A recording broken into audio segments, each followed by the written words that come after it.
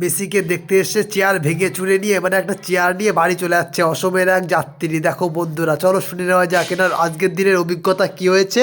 চলো ওনার মুখ দিয়ে শুনে নেওয়া যাক। আপনার হাতে আমি একটা চেয়ার দেখতে পাচ্ছি যেখানে 0063, সম্ভবত এটা স্টেডিয়াম থেকে আপনি নিয়েছেন একেবারে।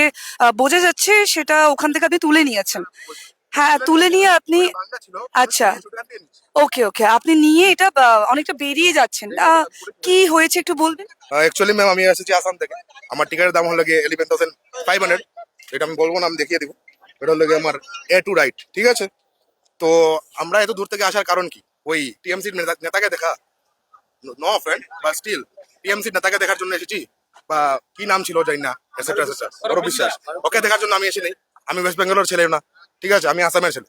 আমি এসেছি মেসিকে দেখার জন্য, ওকে দেখার জন্য না। স্ক্রিনে ওকেই দেখছি বারবার, ও ওকে এরকম করছে। আর শুনলাম যে, সোশ্যাল মিডিয়াতে শুনতে পারলাম যে, ও